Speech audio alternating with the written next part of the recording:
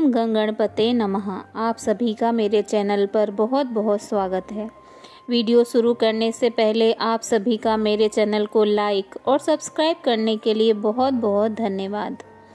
इस वीडियो में हम जय और विजय की कहानी सुनेंगे। सनातन धर्म में जय विजय की कहानी का बहुत ही महत्व है। पौराणिक ग्रंथों के अनुसार एक बार ब्रह्मा जी के मानस पुत्र सनक, सनंदन, सनातन और सनत कुमार भगवान विष्णु जी के दर्शन के लिए वैकुंठ धाम पहुँचे।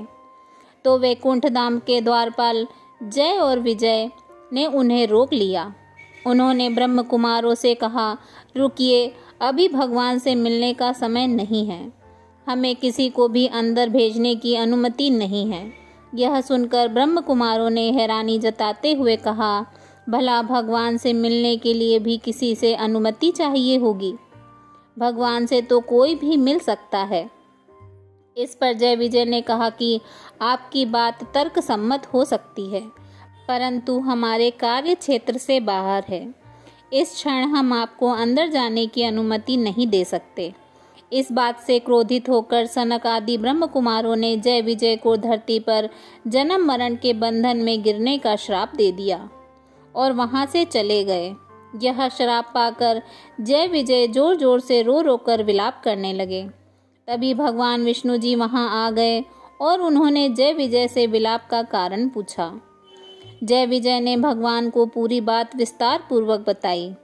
भगवान विष्णु जी ने उनसे कहा कि मैं श्राप को शून्य तो नहीं करूंगा, क्योंकि इससे श्राप देने वाले का एवं उसके तप का अनादर होगा और कर्म चक्र भी बाधित होगा।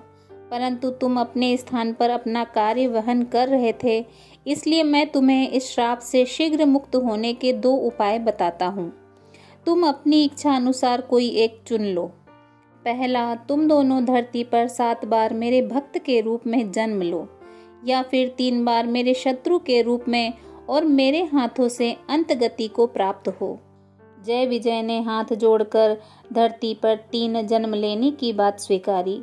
इससे वो जल्दी अपने प्रभु की सेवा में लौट पाएंगे और दूसरा 3 जन्म में प्रभु उनका वध करने आएंगे, तो उन्हें हर जन्म के अंत में प्रभु के दर्शन भी होंगे। भगवान विष्णु जी उनकी भक्ति देखकर मुस्कुराए और उनके इच्छित 3 जन्मों के लिए तथास्तु कहकर अंतर ध्यान हो गए। इसके बाद जय विजय अपने पहले जन्म में हिरण्यकश्यपु व हिरण्याक्ष नाम के दैत्य बने।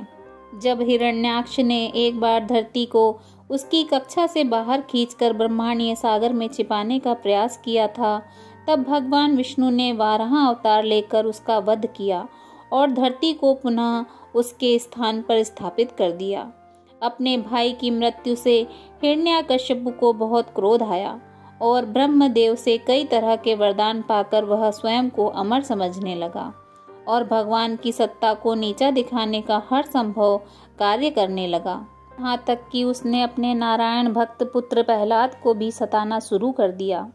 तब भगवान विष्णु ने नरसिंह अवतार लेकर हिरण्याकश्यपु का भी वध कर दिया। फिर जय विजय अपने दूसरे जन्म में रावण और कुंभकर्ण बने। इस जन्म में रावण लंका का राजा था और कुंभकर्ण उसका भाई। तब प्रभु ने अयोध्या के राजा दशरथ जी के यहाँ पुत्र राम के रूप में जन्म लिया और फिर प्रभु श्री राम ने रावण और कुंभकर्ण का वध किया। तीसरे जन्म में जय विजय शिशुपाल व दंतवक्र के रूप में जन्मे। इनके इस जन्म के समय नारायण अपने पूर्ण रूप में भगवान श्री कृष्ण बन धरती पर आए। भगवान श्री कृष्ण के बुआ के पुत्र के रूप में जन्मे थे शिशुपाल और दंतवक्र।